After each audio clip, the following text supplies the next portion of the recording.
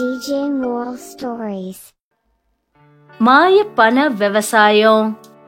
ராம்பூர்னு பேர் கொண்ட ஒரு கிராமத்துல 15 வயசுல சீருன்னு பேர் கொண்ட ஒரு ஏழை அனாதை பையன் இருந்தான். அவனுக்குன்னு யாருமே கிடையாது. அவனுடைய கொடூரமான மாமி பர்கா, மாமா தேஜேந்தர், அப்புறம் அவங்களுடைய பையன் தோஷு மட்டும்தான். சீரு கிராமத்துல ஒவ்வொரு இடமா போய் குப்பைய பொறுக்குவான். அப்புறம் கிராமத்துல இருக்கிற ஏழை பசங்களுக்கு பணம் கொடுப்பான். அப்புறம் அவங்கள ஸ்கூலுக்கு படிக்கவும் அனுப்புவான். சீரு அண்ணன், எங்களை பள்ளிக்கூடத்துக்கு அனுப்புனதுக்கு ரொம்ப நன்றி. நீங்க எங்களுக்கு கடவுள் மாதிரி அண்ணா. அந்த பசங்கள்லாம் அனாதைங்க, அவங்களுக்குன்னு யாருமே கிடையாது. அப்புறம் அந்த கிராமத்துல அனாதை ஆசிரமம்னு எதுவும் கிடையாது. அதனால சீரு அவங்களுடைய சந்தோஷத்துக்காகவும் அவங்களுடைய எதிர்காலத்துக்காகவும் தன்னோட சந்தோஷங்கள் எல்லாத்தையும் மறந்து அவங்களுக்காக குப்பை பொறுக்கி அதுல வர வருமானத்துல அவங்கள நல்லபடியா பாத்துக்கிட்டான். என்னப்பா நீங்க நன்றி எல்லாம் சொல்லாதீங்க. நீங்க எல்லாருமே என்னுடைய தம்பிங்க மாதிரி தான். பக்கத்துல இருக்கிற ஹேண்ட் பம்ப்ல போய் கைகளை கழுவிட்டு வாங்க. என்ன நான் உங்க எல்லாருக்காகவும் ஆலு ஜிலேபி வாங்கிட்டு வந்திருக்கிறேன். ஜிலேபி ரொம்ப நன்றி அண்ணா. இதோ நாங்க வந்துடுறோம். பசங்க எல்லாரும் அவங்களோட கை கால அலம்பிக்கிட்டு வந்து ஒன்னா சேர்ந்து உக்காந்தாங்க. சீரு வாங்கிட்டு வந்த ஆலு ஜிலேபிய சாப்பிட்டாங்க. நல்லா சுவையா இருக்குல்ல? கிராமத்திலேயே இருக்கிற நல்ல ஃபேமஸான இனிப்பு கடையில இருந்தா வாங்கிட்டு வந்திருக்கிறேன். அவங்களோட ஸ்வீட் உண்மையிலேயே ரொம்ப சுவையா இருக்கும்ண்ணா. நீங்க ரொம்ப நல்லவரு. சீரு அண்ணன், நீங்களும் சாப்பிடுங்க. இல்லப்பா, வேண்டாம் வேண்டாம், நீங்க மட்டும் எல்லாம் சாப்பிடுங்க. சீரு மறுபடியும் குப்பை பொறுக்கிறதுக்கு புறப்பட்டு போனான். அப்போதான் அவனுக்கும் பசி எடுக்க ஆரம்பிச்சது. அவனுக்கு அந்த குப்பை தொட்டியில டிஃபன்ல ரொட்டியோட வீசி இருந்தாங்க. அத பார்த்தான். அந்த ரொட்டிய பார்த்ததும் அவன் ரொம்ப சந்தோஷத்தோட சிரிக்க ஆரம்பிச்சான். ஆனா அவன் அந்த ரொட்டியை எடுத்து கிட்ட பார்த்த உடனே அவனுக்கு ரொம்ப கவலையாயிடுச்சு. என்ன என்ன இது? இந்த ரொட்டில இப்படி பூர்ணம் பூத்து போயிருக்கு. என்னப்பா இது? எனக்கு வேற இப்போ ரொம்பவே பசிக்குதே. என்ன பண்றது? வயித்துல வேற எலி கூட்டமே யுத்தம் பண்ணிட்டு இருக்கிற மாதிரி இருக்கு. அப்படின்னா இன்னைக்கும் நான் பட்னியோட தூங்குற மாதிரி தான் இருக்கும். பரவாயில்ல பரவாயில்ல, இருக்கட்டும். சீரு தன்னுடைய மனச தேத்திக்கிட்டான். அதாவது அவனுக்கு இன்னைக்கும் சாப்பிடறதுக்கு குடுப்பனை இல்லன்னு. அதனால அவன் அங்க இருந்து போக ஆரம்பிச்சான். அப்பதான் அவனுடைய கால்கள் அங்க குப்பையில இருந்த ஒரு கண்ணாடி பாட்டில்ல போய் தடுத்தது. அதுக்குள்ள இருந்து ஒரு பெண் கத்துற சத்தம் அவனுக்கு கேட்டுச்சு.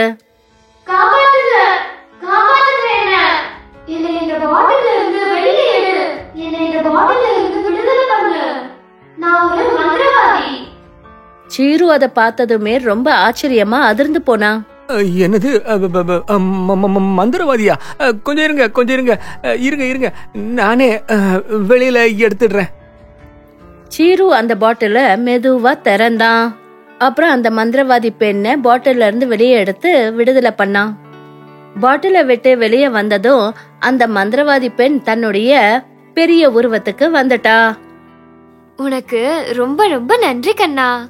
அப்படி நீ சரியான நேரத்துல வந்து என்னை இந்த பாட்டில விட்டு வெளியே எடுக்காம இருந்திருந்தா என்னோட நிலைமை என்ன ஆயிருக்கும்னு எனக்கு தெரியாது. அப்படி இந்த பாட்டிலோட கண்ணாடி உடைஞ்சு போயிருந்தா அப்புறம் என் கதையே முடிஞ்சிருக்கும். என்ன மந்திரவாதி அம்மா, நீங்க எப்படி இந்த பாட்டிலுக்குள்ள கைதானீங்க? அது என்னன்னா, ஒரு மோசமான மந்திரவாதி என்ன தோக்கடிக்கணும்னு நினைச்சா.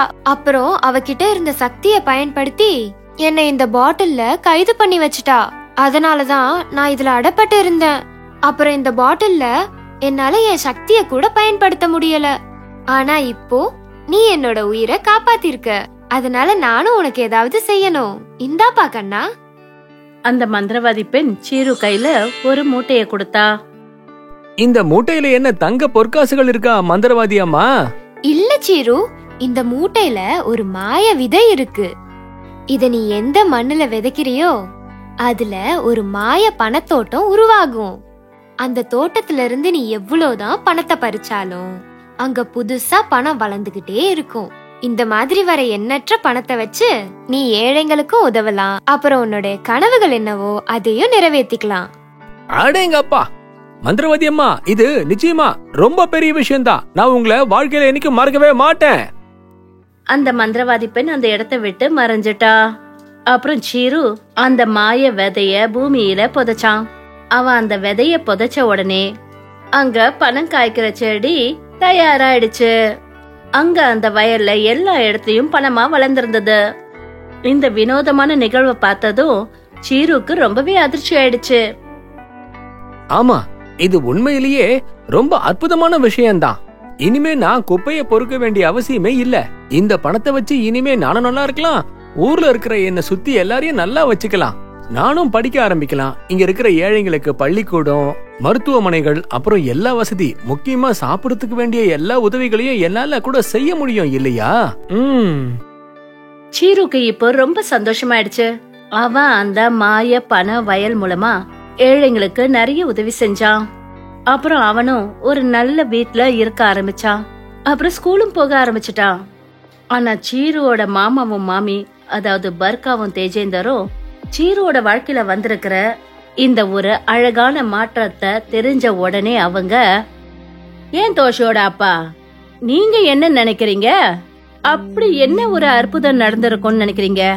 நேத்து வரைக்கும் குப்பைய பொறுக்கிட்டு இருந்த அந்த சீரு இன்னைக்கு ஸ்கூலுக்கெல்லாம் போக ஆரம்பிச்சிட்டான்.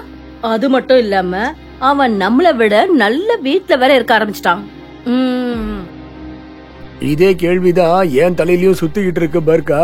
இந்த எல்லா கேள்விகளுக்கான ஒரே பதில் அவன் வீட்டுக்கிட்ட போனாதான் நமக்கு கிடைக்கும். தேஜேந்தரும் பர்காவும் சீருவோட புது வீட்டுக்கு போனாங்க. அதுக்கப்புறம் அவங்க அவன் வீட்டுக்கு பின்னாடி இருக்கிற பணம் காய்க்கிற அந்த ரகசிய தோட்டத்தை பார்த்தாங்க. அத பார்த்ததும் அவங்க 2 பேரும் அதிர்ச்சியில உறைஞ்சு போயிட்டாங்க. என்ன இது, இங்க பணம் காய்க்கிற தோட்டம் இருக்கு? அப்படின்னா இது பணம் காய்க்கிற மாய தோட்டம் போல இருக்கு. அது சரி, அவருடைய இவ்வளவு பெரிய முன்னேற்றத்துக்கான காரணம் இதானா? தோஷோட அப்பா, நாம ஏதாவது ஒண்ணு செஞ்சு இந்த சீருவோட சந்தோஷத்துல நெருப்பு வைக்கணும். நாம நினைச்சது எப்ப நடக்கும்னா, இந்த பணத்தோட்டத்தை நாம நெருப்பு வச்சு உடனே கொளுத்தி ஆகணும். அதுக்கு முன்னாடி நாம இதுல இருக்கிற பணம் எல்லாத்தையும் மொத்தமா பறிச்சு நம்ம கிட்ட வச்சுப்போம். அதுக்கப்புறம் இந்த தோட்டத்துக்கு நெருப்ப வச்சு இந்த இடத்தையே நம்ம தரிசு நிலமா ஆக்கிடுவோம். ஆமாம் பர்கா, உன்னுடைய இந்த யோசனை ரொம்ப அற்புதமான ஒரு யோசனை. தேஜேந்தரும் பர்காவும் 2 பேரும் இருட்டுல ரொம்பவே தந்திரமா அந்த மாய பணத்தோட்டத்துல இருந்து எல்லா பணத்தையும் பறிச்சுக்கிட்டாங்க. அப்புறம் அது எல்லாத்தையும் சேர்த்து தான் கிட்ட வச்சுக்கிட்டாங்க. அதுக்கப்புறம் பர்கா அந்த இடத்துல கெரோசினை ஊத்தினா. அப்புறம் தேஜேந்தர் அந்த இடத்துல நெருப்ப வச்சான். இப்படி ஒரு கேவலமான செயலை செஞ்சுட்டு அவங்க 2 பேரும் அந்த இடத்த விட்டு ஓடி போயிட்டாங்க. மறுநாள் காலையில கண் முழிச்ச உடனே சீரு வீட்டுக்கு பின்னாடி போய் பார்த்தபோது மாய பணத்தோட்ட செடி எல்லாம் எரிஞ்சு போய் சாம்பலானதை பார்த்ததும் சீரு ரொம்பவே அதிர்ச்சி ஆகி அப்படியே சிலையா நின்னா. இல்ல, இப்படி நடக்க கூடாது. என்னுடைய அந்த மாய பணத்தோட்டம் என்ன இது இப்படி ஆயிடுச்சு? ஒண்ணுமே புரியலையே. சீனு ரொம்பவே கவலையில நொந்து போயிட்டான். அதுவே தேஜேந்தரும் பர்காவும் அந்த பணத்தை வச்சு ஒரு புது வீட்டை வாங்கினாங்க. அப்புறம் அவங்களுடைய புது பிசினஸ் ஆரம்பிச்சாங்க. சீரு ரொம்ப கவலையோட அந்த மந்திரவாதி பெண்ணை கூப்பிடுறதுக்காக 3 நாள் தியானத்துல இருக்கிறதா அவன் முடிவு பண்ணிட்டான். சரி, அப்படின்னா அந்த மந்திரவாதி அம்மாவை பாக்குறதுக்கு நான் 3 நாள் தவா இருக்கணும்னா அதை செஞ்சாகிறேன். ஏன்னா இது என்னோடது கிடையாது. இங்க வாழற மக்களுக்கு இருக்கிற ஒரே சவாலான விஷயம் இது. சீரு 3 நாள் வரைக்கும் கடினமான தவம் இருந்தான். சாப்பிடாம தண்ணி கூட குடிக்காம. அப்புறம் சரியா 3 நாளைக்கு அப்புறம் மந்திரவாதி பெண் அவன் முன்னாடி தோன்றினா. உன்னுடைய தவத்தை நிறுத்து சீரு கண்ணா, ஏன்னா நான் வந்துட்டேன். அது என்னன்னா மந்திரவாதி அம்மா, அது அந்த மாய பணத்தோட்டம் அது அது இப்போ எரிஞ்சு போச்சு. இப்போ நான் என்ன பண்றது மந்திரவாதி அம்மா? அதையும் நீங்களே சொல்லிடுங்களேன். எதுக்கும் கவலைப்படாத சீரு கண்ணா, எனக்கு எல்லாமே தெரியும். அப்புறம் எனக்கு இதுவும் தெரியும், யாரு உன்னோட அந்த தோட்டத்தை எரிச்சாங்கன்னு. ஆனா நான் அந்த ஆள் யாருன்னு உனக்கு சொல்றது அவசியம்னு எனக்கு தோணல. ஏன்னா எந்த ஒரு மனுஷன் கெடுதல் செய்யறானோ அவன் செய்யற பாவத்துக்கான தண்டனைய இங்கேயே அனுபவிப்பான். நான் என்னுடைய மந்திரத்தால அந்த மாய பணத்தோட்டத்தை மறுபடியும் உனக்காக சரி பண்ணிடுறேன். அப்புறம் இனிமே அந்த மாய பணத்தோட்டத்தை உன் கண்கள் மட்டும்தான் பார்க்க முடியும். மத்தவங்க யாராலையும் அத பார்க்கவே முடியாது. இதுக்கு மேல அந்த மாய பணத்தோட்டம் ஒரு ரகசியமாவே இருக்கும். அத பத்தின ரகசியம் உனக்கு மட்டும்தான் தெரியும். ரொம்ப நன்றி மந்திரவாதி அம்மா, உங்களுக்கு கோடான கோடி நன்றிகள். அந்த மந்திரவாதி பெண் மறுபடியும் தன்னுடைய மந்திரத்தால அந்த மாய பணத்தோட்டத்தை உருவாக்கினா. இப்ப அந்த பணத்தோட்டம் சீருவோட பார்வைக்கு மட்டுமே தெரியும். அப்புறம் மத்தவங்களால அத பார்க்க முடியாது. சீரு தன்னுடைய வாழ்க்கையில நிறைய வெற்றிகளை அடைஞ்சான். அப்புறம் அவன் ஒரு பெரிய ஆளா ஆனான். அப்புறம் அவன் அவனுடைய கிராமத்துக்கு மட்டும் இல்ல, நாடு முழுக்க ஏழைங்க எல்லாருக்கும் உதவி செய்ய ஆரம்பிச்சான். அப்புறம் எப்பவும் அந்த மாயத்தோட்டத்துக்கு பூஜை பண்ணிட்டு இருந்தான். அதுவே தேஜேந்தரும் பட்காவும் வயசானதுக்கு அப்புறம் அவங்களுடைய பையன் தோஷு அப்புறம் அவனோட மனைவி அவங்கள வீட்டை விட்டே வெளியே துரத்திட்டாங்க. அதுக்கப்புறம் அவங்க 2 பேரும் அனாதையாகி ரோட்ல இருக்கிற குப்பைய பொறுக்க ஆரம்பிச்சாங்க. நான் கற்பனை கூட பண்ணி பார்க்கல வாழ்க்கையில இப்படி ஒரு நாள் நமக்கு வரும்னு. அந்த காரியத்தை நம்ம பையன் தோஷுவே நமக்கு பண்ணுவான்னு.